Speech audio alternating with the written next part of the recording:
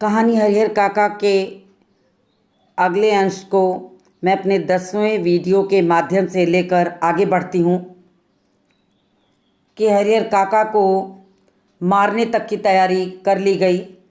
दोनों पक्ष का मत था कि अंगूठे के निशान लेने के साथ ही उन्हें मार क्यों नहीं दिया गया। तो अगला अंश इस प्रकार है। एक दूसरी खबर आती है कि हरिहर मरेंगे तो उन्हें अग्नि प्रदान करने के लिए ठाकुरबाड़ी के साधु संतों और काका के भाइयों के बीच काफ़ी लड़ाई होगी। दोनों ओर से अग्नि प्रदान करने का निश्चय हो चुका है। इस संदर्भ में उनकी लाश हस्तगत करने के लिए खून की नदी बहेगी। अब गांव में एक चर्चा और उठ गई कि अगर ज़मीन जायदाद लिखवा लिया गया और हरिहर मर गए या मार दिया गया तो हरिहर के शव को जलाने वाला कौन होगा, उनकी लाश को ले जाएगा कौन, कौन उन्हें अग्नि प्रदान करेगा। तो लोगों में इस बात को भी लेकर चर्चा थी। एक तीसरी खबर आती है कि हरिहर काका के मृत्यु के बाद उनकी ज़मीन पर कब्जा करने के लिए उनके भाई अभी से तैयारी कर रहे हैं। इलाके के मशहूर डाकू बुटन सिंह से उन लोगों ने बातचीत पक्की कर ली है। हरिहर काका के 15 बीघे खेत में से 5 बीघे बुटन लेगा और दखल करा देगा। इससे पहले भी इस तरह के 2-3 मामले बुटन ने निपटाए हैं। पूरे इलाके में उसके नाम की तूती बोलती है। अब तीसरी खबर पूरे गांव में और फैल गई कि हरिहर को मारने के लिए उनके भाइयों ने डाकू बुटन सिंह को भी पक्का कर लिया है कि हरिहर के 15 बीघे खेत में से 5 बीघे बुटन को दे करके मामले को निपटा देंगे, क्योंकि बुटन के नाम की तो तूती बोलती है, पूरे गांव में चर्चा है, तो किसी की हिम्मत नहीं पड़ेगी कुछ बोलने की। तो लोगों ने ये भी पूरी तरीके से कार्यक्रम बना लिया। एक चौथी खबर आती है कि महंत जी ने निर्णय ले लिया है कि हरिहर की मृत्यु के बाद देश के कोने कोने से साधुओं और नागाओं को वह बुलाएंगे। रहस्यात्मक और भयावनी खबरों से गांव का आकाश आच्छादित हो गया। दिन प्रतिदिन आतंक का माहौल गहराता जा रहा है। सबके मन में यह बात है कि हरिहर काका कोई अमृत पीकर तो आए हैं नहीं, एक ना एक दिन तो उन्हें मरना ही है। फिर एक भयंकर तूफान की चपेट में यह गांव आ जाएगा। उस वक्त क्या होगा कुछ कहा नहीं जा सकता। यह कोई छोटी लड़ाई नहीं, एक बड़ी लड़ाई है। जाने अनजाने पूरा गांव इसकी चपेट में आएगा ही। इसीलिए लोगों के अंदर भय भी है और प्रतीक्षा भी, एक ऐसी प्रतीक्षा जिसे झुठलाकर भी उसके आगमन को टाला नहीं जा सकता। अब एक चौथी खबर भी गांव में फैल रही थी कि महंत लोगों ने भी निर्णय ले लिया है और निर्णय के साथ ही नागा साधुओं को बुलाएंगे। अब इस तरह की तमाम खबरों से पूरे गांव का आकाश भरा पड़ा था। आए दिन लोग नए नए तरह की चर्चा करते, आतंक का माहौल बना हुआ था और हरिहर कोई अमृत पीकर तो जन्मे नहीं थे, एक ना एक दिन उन्हें मरना ही था। गांव वालों को लगने लगा कि पूरा गांव इस आपदा को देख रहा है, तो किसी न किसी दिन इस भयानक तूफान को पूरे गांव को झेलना पड़ेगा। और हरिहर काका वह तो बिल्कुल मौन हो अपनी ज़िंदगी के शेष दिन काट रहे हैं।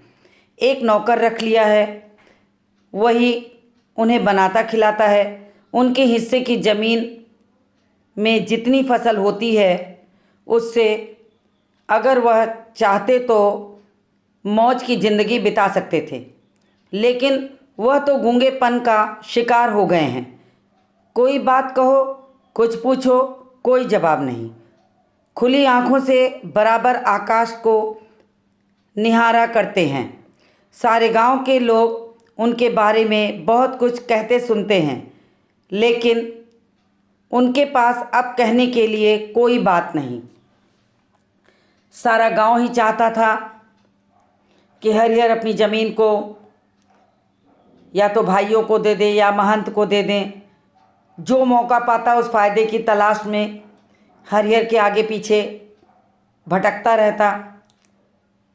हरिहर काका पूरे गांव की स्थिति, लोगों की स्थिति, अपने और परायों की स्थिति को देखकर स्तब्ध हो गए थे, बिल्कुल मौन हो गए थे और लग रहा था कि जिंदगी के बचे शेष दिन गिन गिन कर काट रहे हैं। उन्होंने गांव के बाहर अपना स्थान बनाकर एक नौकर रख लिया जो उन्हें बनाता खिलाता। उनके हिस्से की ज़मीन में जितनी फसल होती उससे वो चाहते तो मौज की ज़िंदगी बिता सकते थे, लेकिन इस सदमे से ऐसा लगता था कि वे गूंगेपन का शिकार हो गए हैं।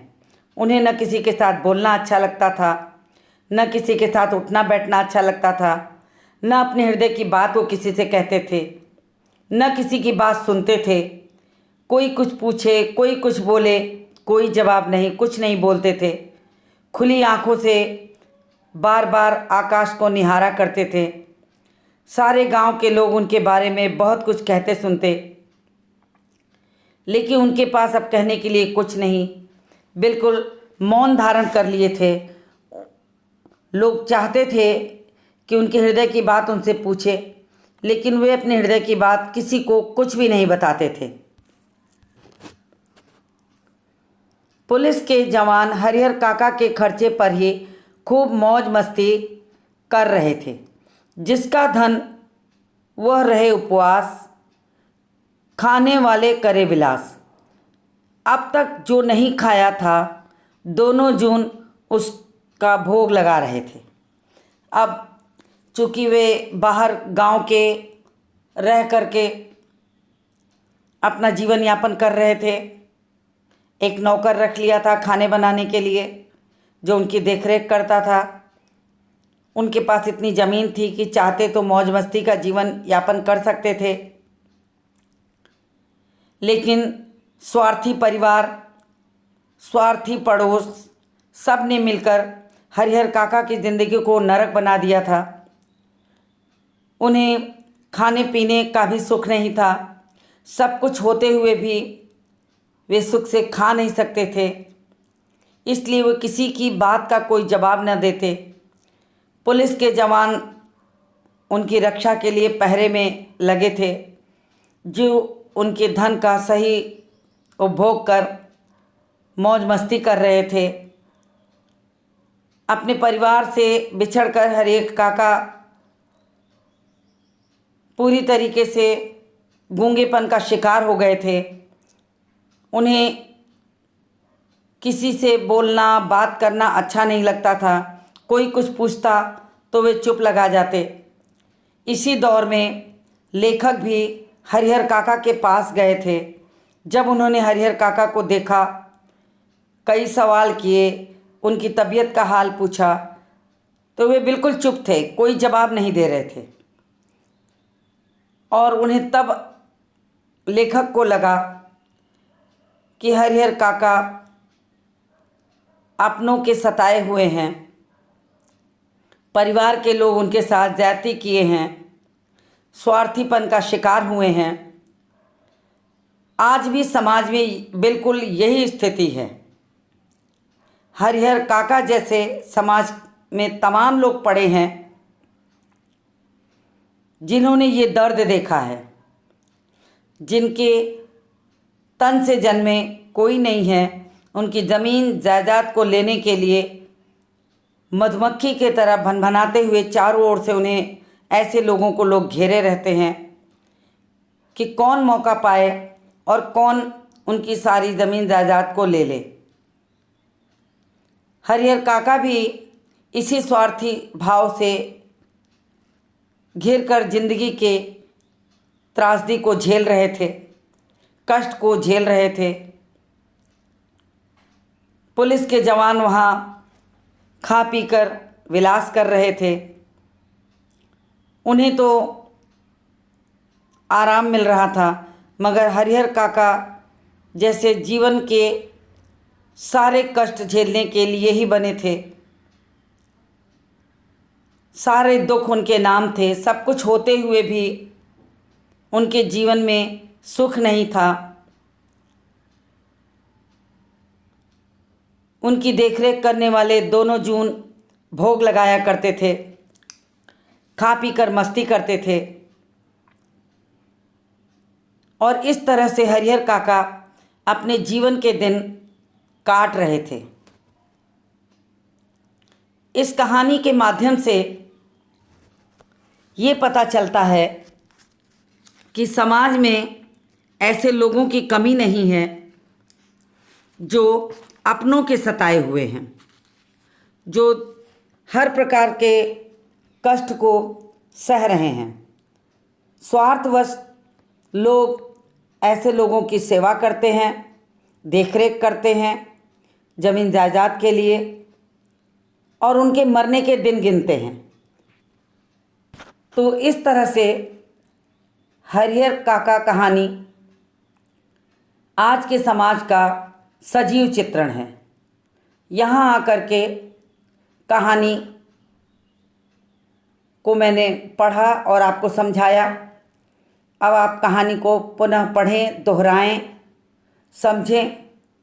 उसके बाद मैं आपको पाठ में आए प्रश्नों को हल कराऊंगी।